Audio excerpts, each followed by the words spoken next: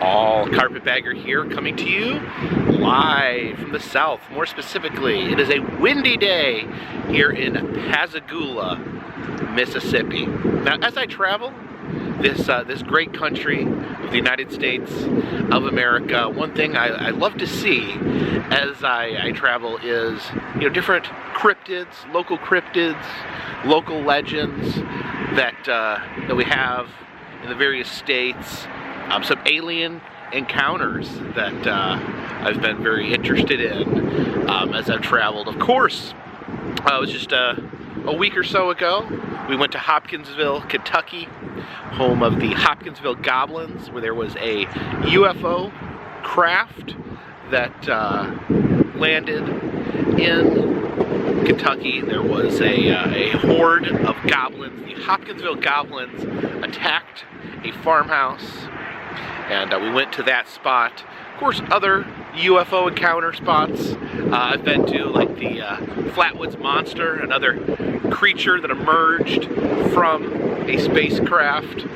But today we're here in Pascagoula, Mississippi, which has one of the most well-documented cases of alien abduction.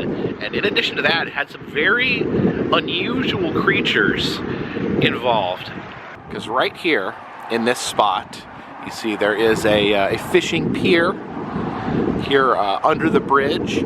And back in the 1970s, there was two men fishing off this pier. They saw a UFO.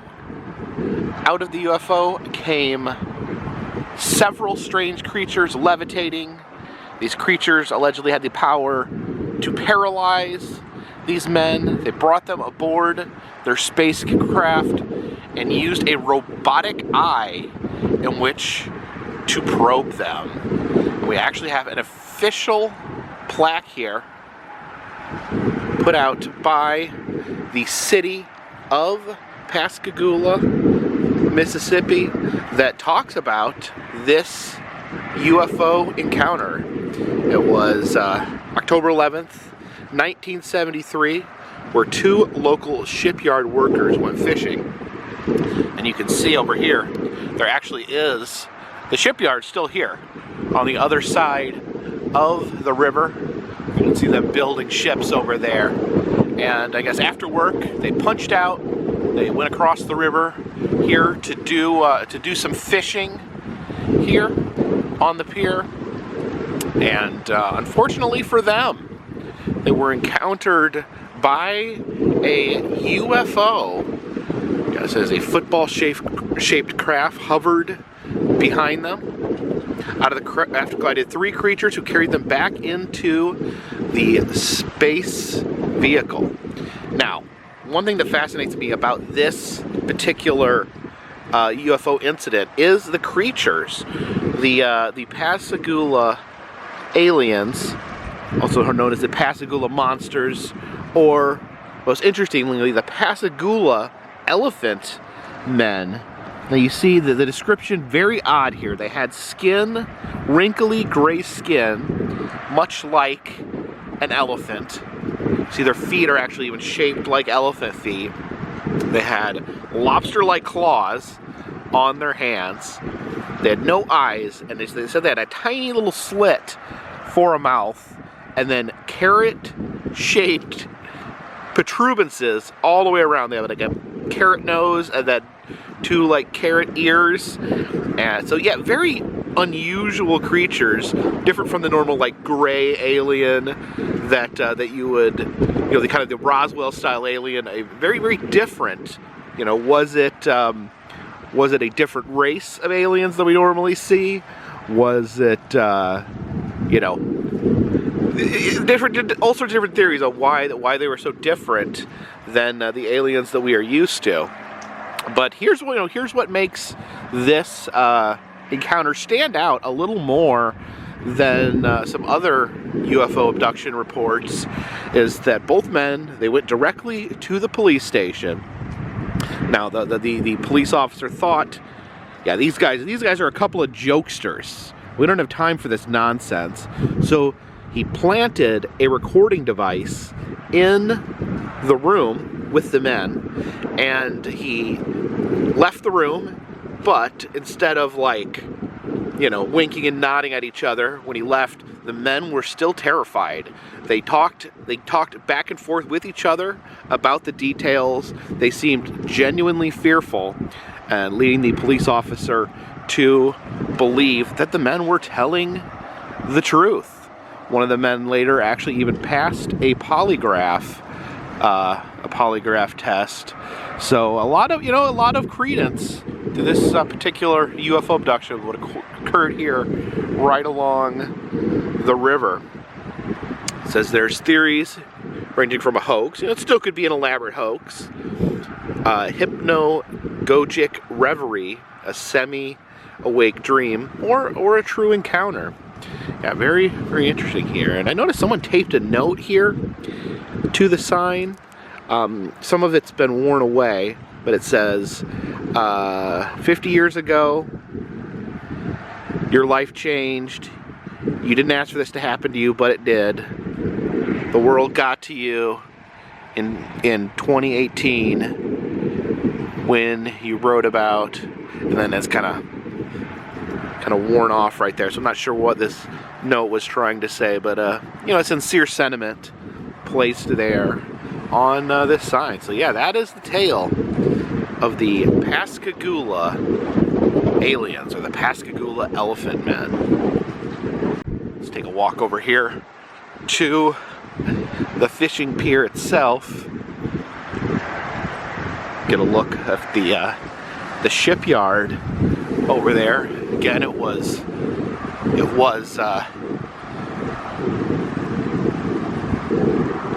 two workers from that shipyard. See them actually building ships out there.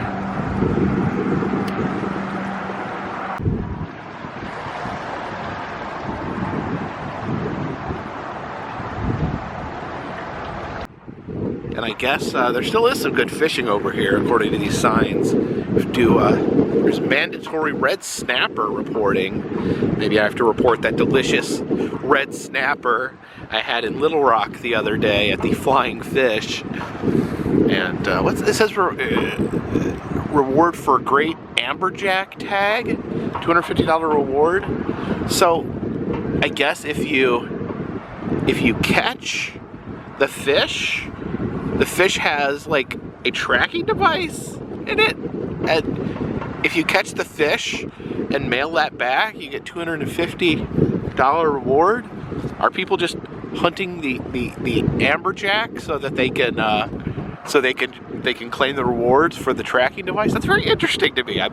Somewhat confusing, but interesting. If anyone understands how this works, please leave a comment in the comments section. And of course, the main rule of fishing is no dumping fish or animal parts into the river. Now, where we've parked here is called Lighthouse Park, and there's a little trail here under the bridge. So let's see if we can find that lighthouse. Yeah, over here we have the Round Island Lighthouse. And when I saw there was a lighthouse here, I was very confused because we're a bit away. See, I don't know if you can see back there the bridge, that's where we started. We're pretty far away from the water. So I was curious, why is the lighthouse so far away from the water? But this lighthouse used to be on an island called Round Island. That's why it's called the Round Island Lighthouse. And apparently in 1990, it was knocked over by Hurricane George. As I said, they get a lot of bad hurricanes in this part of the country, and it was apparently they said that it was not built as sturdy as it should have been. It was built to meet East Coast specifications, not necessarily to hold up to the hurricanes they got in this part of the country. But it says in 1990, the whole lighthouse was knocked over by Hurricane George, and they were going to restore it. They began a slow process of building the lighthouse back together, putting it back together and preserving it. But then, alas, Hurricane Katrina came by and annihilated all their work that they had done. So finally they dragged the pieces back to the mainland, back here to Pascagoula, and have reconstructed the lighthouse. So pretty impressive. A lot of work and love has gone into building this lighthouse back up. There was a woman over there in the little shed that said they're still in the process of setting up tours, but she said it is open and we are permitted to go inside. So pretty cool. Said just leave a donation if I enjoy the tour. So let's check out the lighthouse here. Oh wow.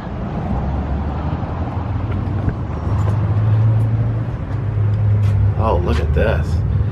It's just this one staircase going all the way to the top.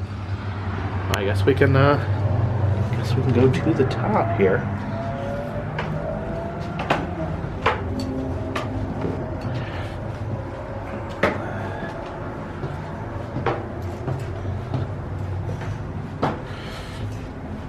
It's very windy. Whew. Oh yeah, look down. I think if I lived here and I was really trying to get my exercise in, I think I'd come here and walk up and down the lighthouse every day. That would be a sufficient workout. There we go. Whew. All the way. Oh, you're at the top? All right, and I guess this final ladder here will take us in to the top of the lighthouse. Oh, there's the light.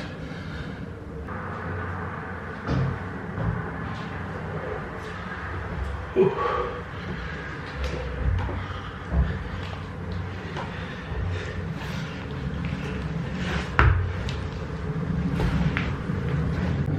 Yeah, this bulb, this lighthouse bulb is pretty amazing. I don't think I've ever seen a lighthouse bulb up this close.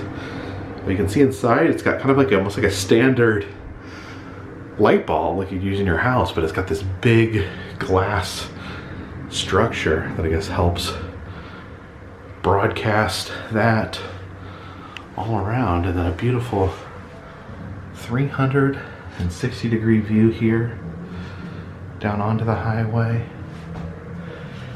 See the bridge there, and then back out that way. That's right there is where the Pascagoula aliens abducted 2 men off the river. So wow, there's like an area to step outside.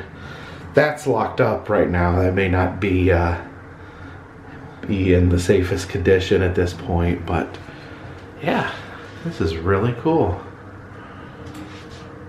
Very neat. But we must head back down from whence we came. Oh my gosh. I never know how to go back down ladders. I guess you gotta turn around and you gotta go backwards down. Oh my goodness.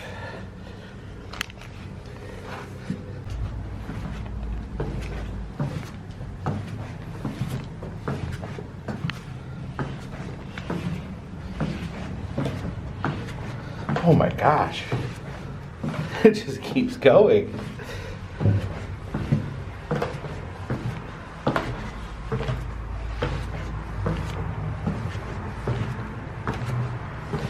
Oh, there we go.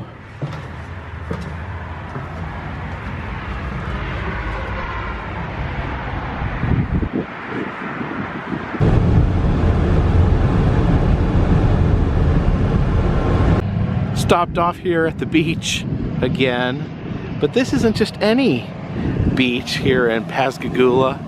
This is Buffett Beach, as in Jimmy Buffett. They changed the name of the beach here to name it after Jimmy Buffett, who actually was born here in Pascagoula. Now apparently some people did not like the change, because Jimmy Buffett apparently was only born here, did not spend much of his life in Pascagoula. Formerly it was just known as Pascagoula Beach, but I don't know. I think it's I'm not from here, so I can't really weigh in, but I'd say it's pretty fitting to have a beach named after Mr. Jimmy Buffett, just for all the goodwill he has sent towards beaches in general over his career.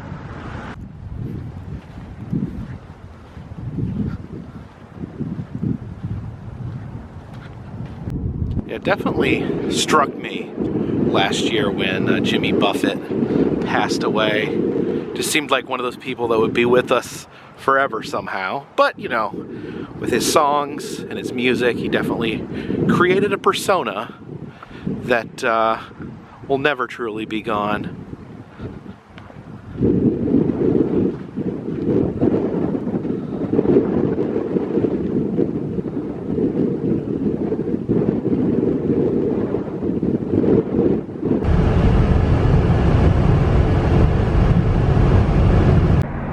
And it is time that we say goodbye to Mississippi and hello to sweet home, Alabama.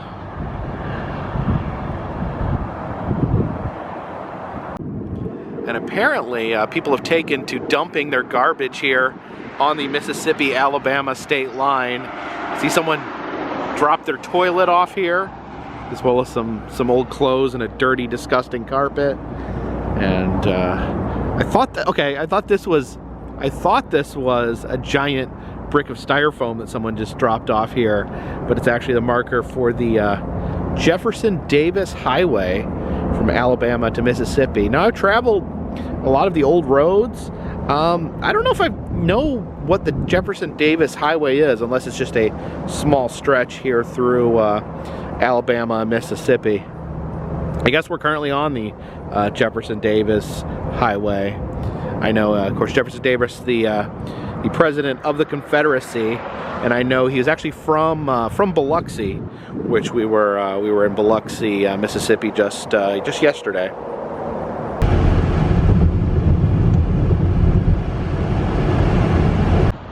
This gas station here, known as the Big Chicken Quick Stop, and the reason they call it the Big Chicken Quick Stop is because they have a big chicken out here in front. But not only do they have this giant chicken standing here, we have some form of chicken mobile. This is a El Camino chicken hybrid. See how the chicken is actually built into the El Camino here. Yeah, I would really love to be able to drive something this amazing around the country. I'm stuck just kind of driving the standard normal car, but love to have a chicken mobile.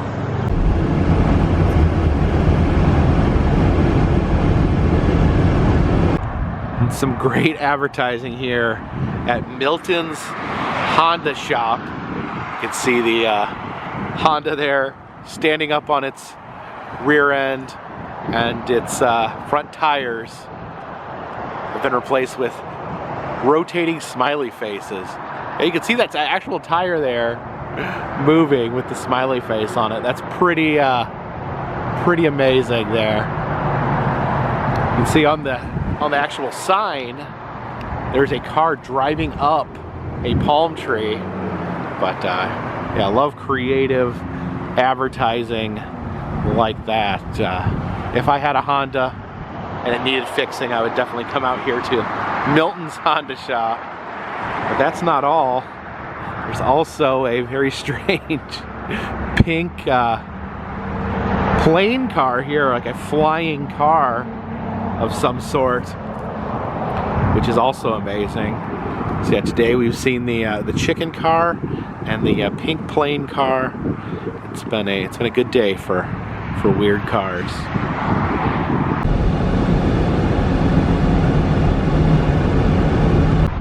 Here in Robertsdale, Alabama, on the corner here next to the Marathon gas station, we have this fiberglass statue of, apparently this is Stoney the Bear here. Now the story is, I guess, that there was a water park called Styx River Water World that closed down, and Stoney was, I guess, rescued from the abandoned park. I guess he must have been the mascot, old Stoney the Bear there. So he's out in front of this old, this is like a snowball stand here. Looks like that's closed down, probably for the winter. And I don't know if this is some sort of business right here. There's no real signage on that business, but Stoney the Bear still sits here in Robertsdale, Alabama.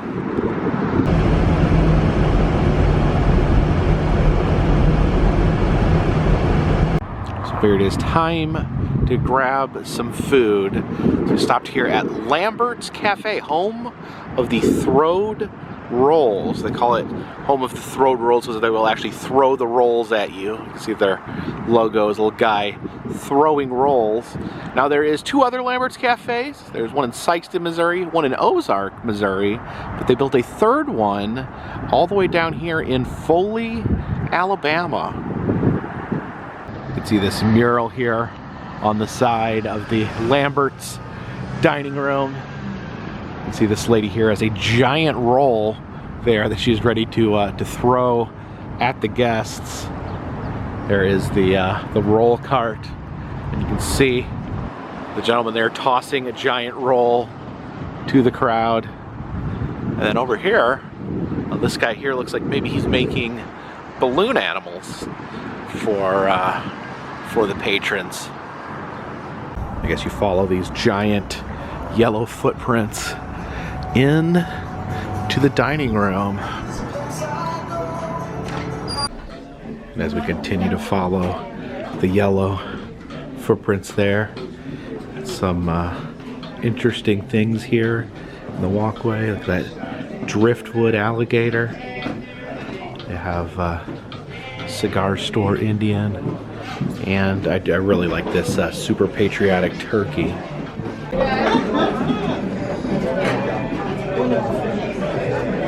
God, everything is good here. I've never had anything bad at Lambert's. Just a lot of like comfort food. This is Norman Lambert there. I guess he is the guy on the logo. Oh, look at this. We got the rolls. Rolls coming out already. He's gonna chuck some of these. Can I get one of those? There we go. I caught it. Then also, in addition to throwing rolls, there's just people walking around, the servers walking around with random treats. Someone just dropped off some fried okra at the tables. I just sat down. I've not even got my drink yet. I've already collected a roll and the fried okra. Look at this giant mug that the diet soda is served in. It's massive. The throwed roll there, the famed throwed roll, which I caught with my own hands. And you can see how big that is compared to my head. Big, massive roll there. Now I've been trying to eat low carb since June of last year. Been trying to minimize bread, but at Lambert's I think it'd be okay to take at least one little bite of this massive roll. I don't think I'm gonna be able to eat the entire roll. That is so much bread, but I will give it a little nibble here for the sake of the video. Very good, big, pillowy roll there. Again, roll's a great butter delivery system.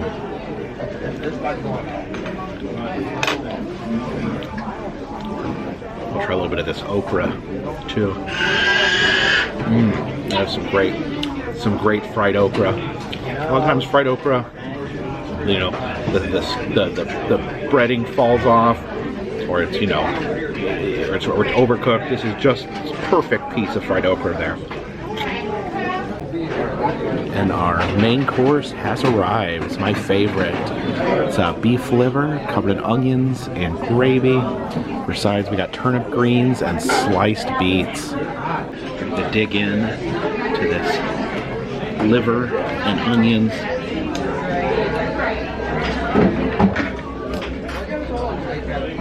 There you go.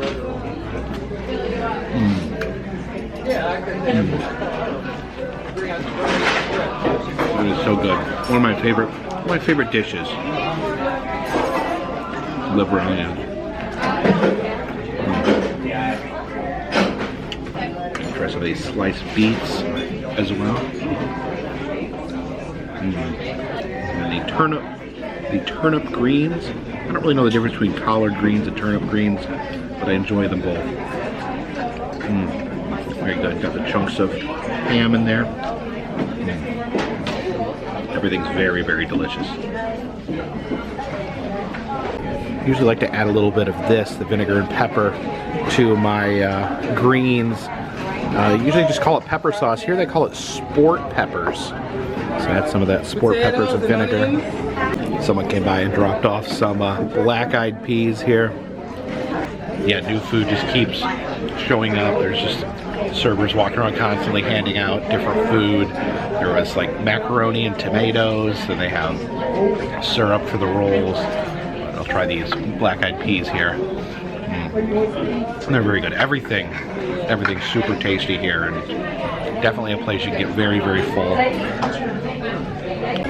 And once again, we have achieved Clean Plate Club status. And as we exit through the gift shop here, you can see the Lambert's mascot there throwing rolls.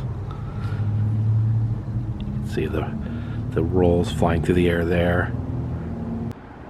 We have the souvenir stress rolls here. Last time we ate here, Jen got one of these rolls as a souvenir. Although it does say do not toss or throw them in the store. It must be tempting given the nature of rolls here.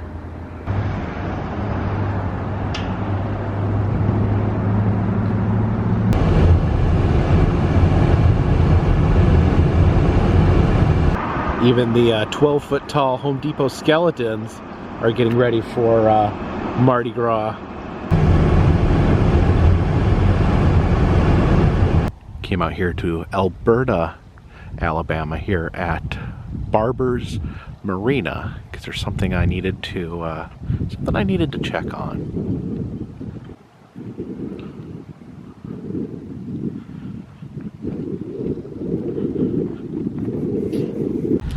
Oh, and there she is.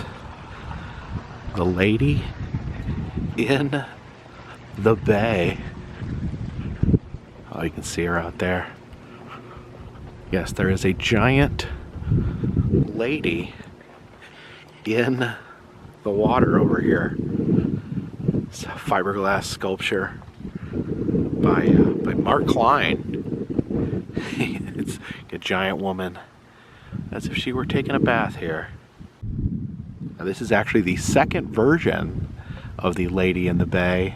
The first version was actually destroyed in a hurricane, and it was actually shipped back to Natural Bridge, Virginia, where Mark Klein, the fiberglass wizard, was able to construct a new lady based upon the old specifications.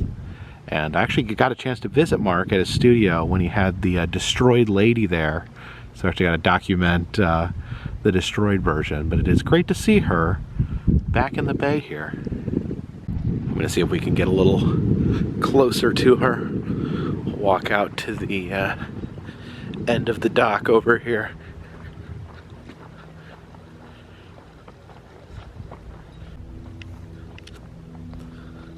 There she is from this angle. You just imagine how massive she would be if she was actually standing up out of the lake. But yeah, just relaxing and bathing here at the marina.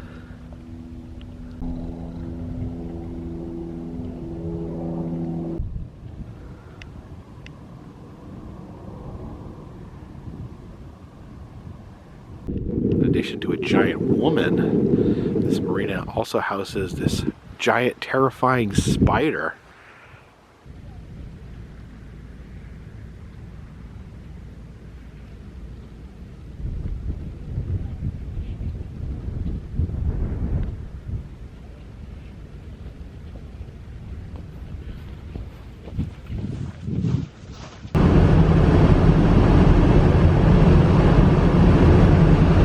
Now there are more of Mark Klein's fiberglass creatures lurking around this area, but some are a little more hidden.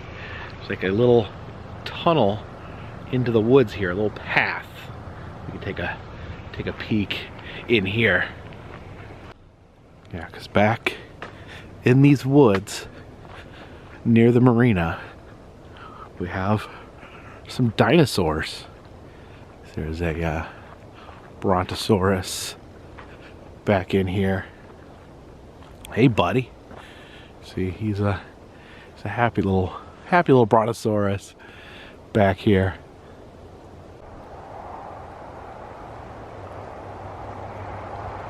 And up here, see, there's a few more dinosaurs peeking out of the woods.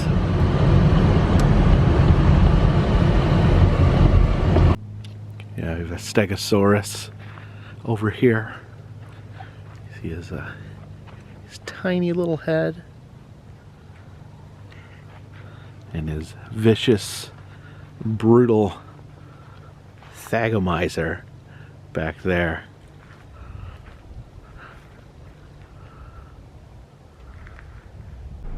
And then just up this sandy road a little bit from the Stegosaurus, we have the Triceratops.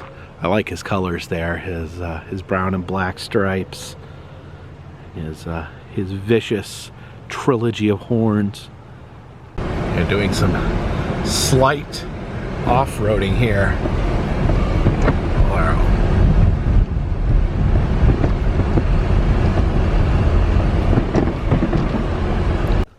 Oh, and I almost missed this. Almost drove past the mightiest dinosaur of them all, the Tyrannosaurus Rex back here. Yeah, the Triceratops and that Stegosaurus better watch themselves with this guy slurking around. And then one more very special thing back in the woods here.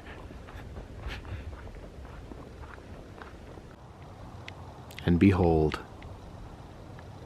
Alabamahenge. Yes, a replica of the mysterious Stonehenge built here in Alabama. This, like the dinosaurs and the Lady in the Lake, was created by Mark Klein. Mark Klein originally created a replica called Foamhenge that was in Natural Bridge, Virginia, at the Natural Bridge, and that has now been moved. I got a chance to visit it last year. It was moved to Cox Farms in northern Virginia. But here is another version of Stonehenge created by Mark Klein. And this isn't made of foam. I know the one in Natural Bridge has some issues because it was a little bit light. But I think this is good old-fashioned fiberglass. You can wonder the mysterious Alabamahenge here. Now, this is absolutely towering. And I've seen my fair share of replica Stonehenges as I've traveled across the country. But this is pretty impressive. Just the height and scale of everything here.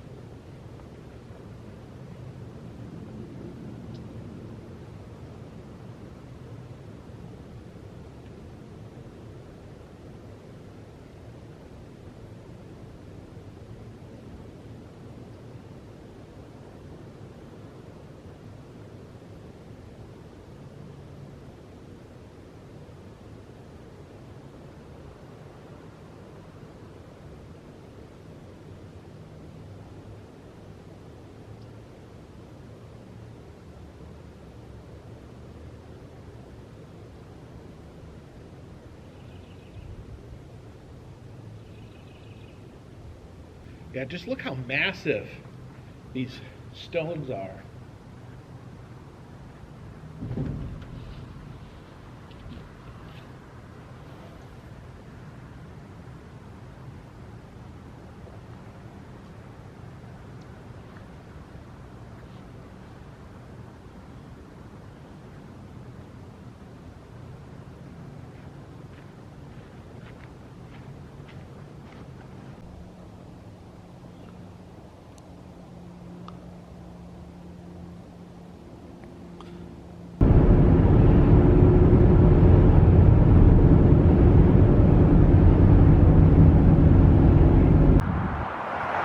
Now we have successfully passed through the lower portion of Alabama and are headed into the Sunshine State.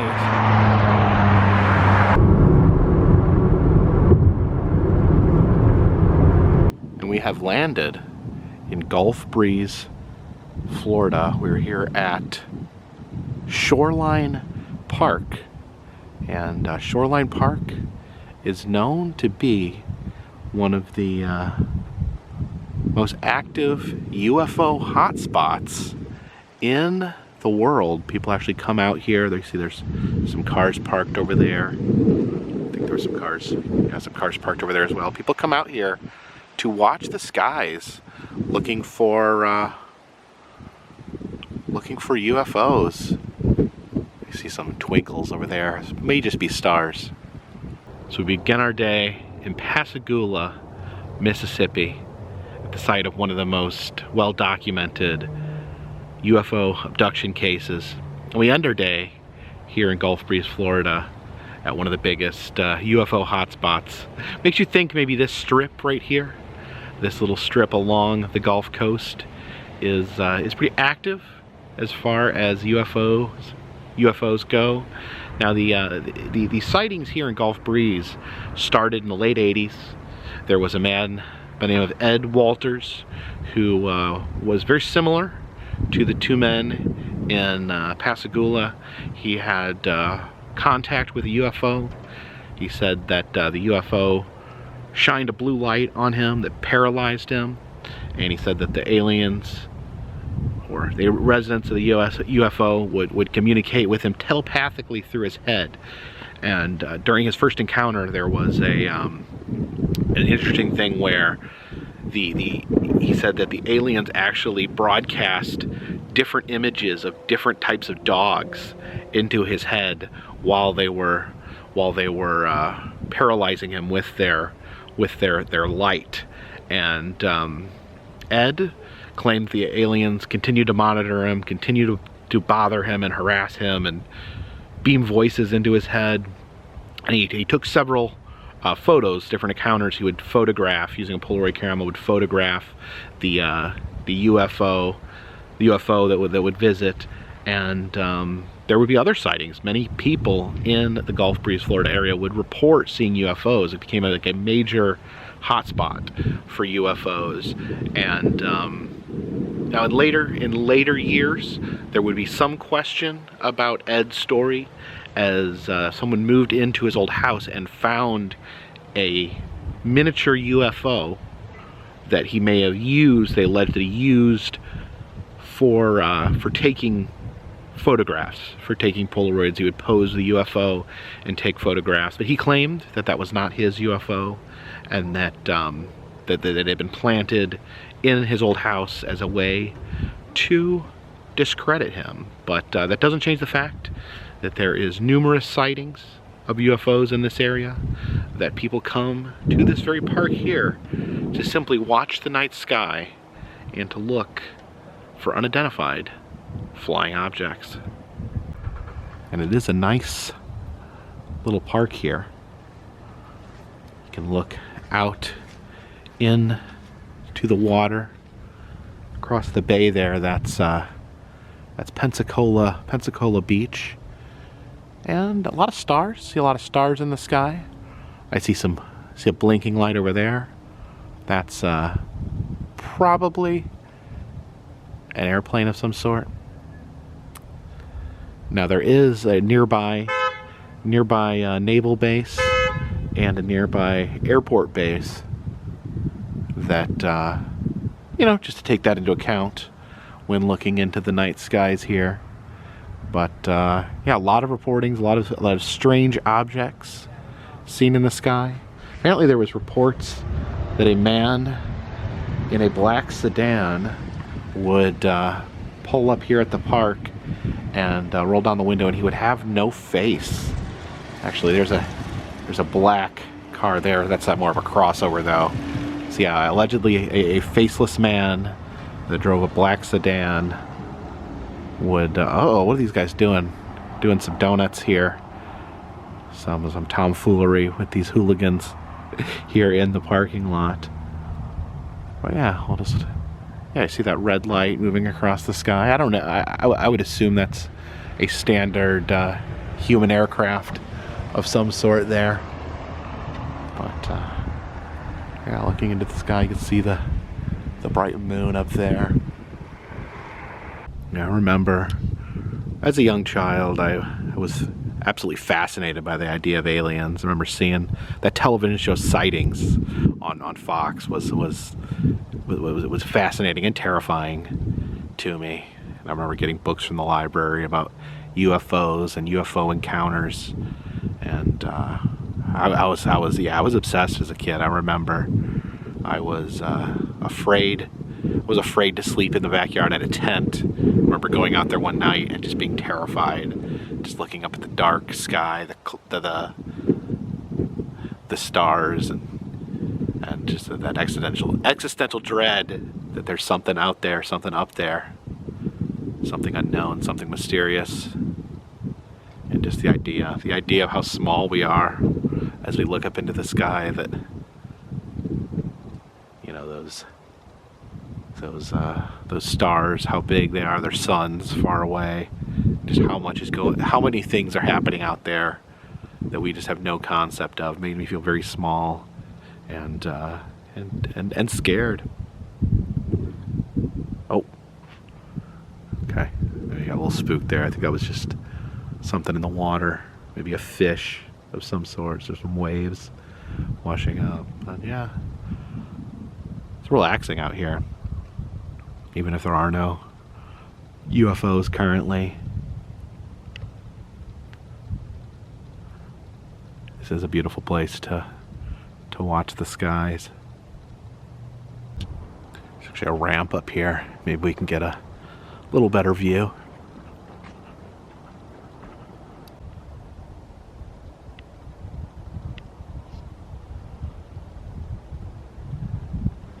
Yeah, if you see something in the sky, leave a comment in the comment section.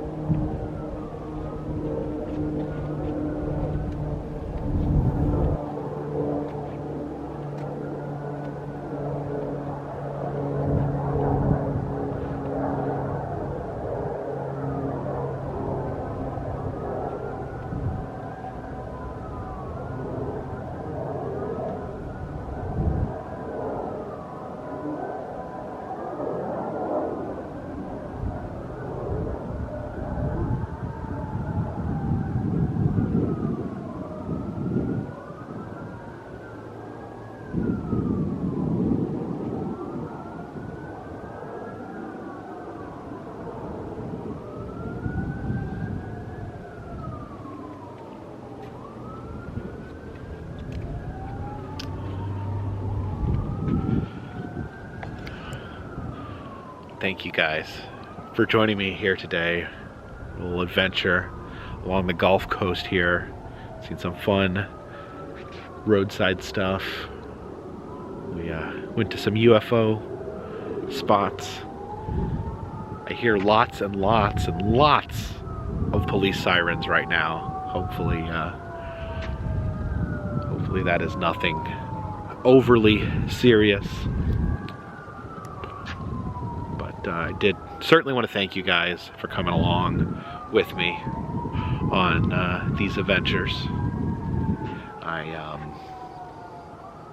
It means a lot to me that you guys stick with me.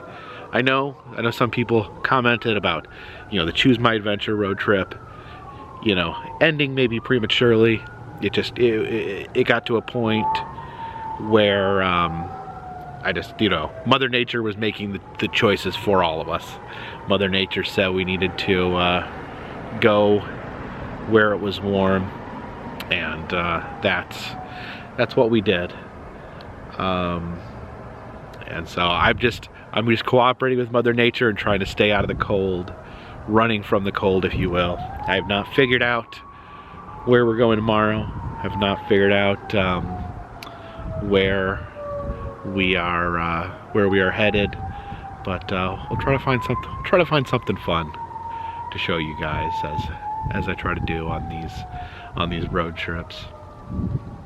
If you like these videos, please subscribe. I travel around the country. I film roadside attractions, amusement parks, museums, haunted houses, and other fun, random stuff. If you'd like to help support the channel, consider contributing to Patreon. $3 or more will get you a postcard once a month from me to you. Also selling enamel pins in the Etsy shop and doing personalized messages on Cameo. And of course, all those things help keep this train on the track, this boat in the water, and this UFO high in the air. Until next time, my friends, this one's in the bag.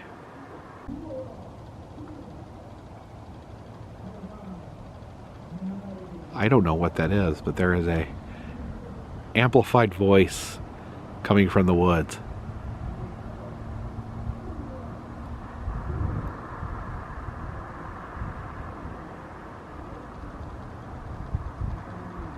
That's pretty odd.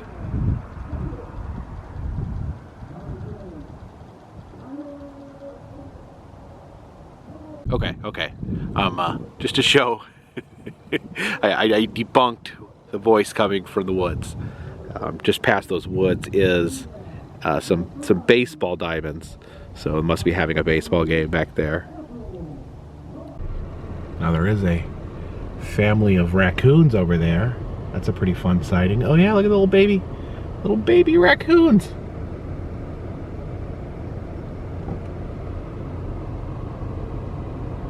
Oh, look at that little baby raccoon. Oh, careful, little guy. Careful.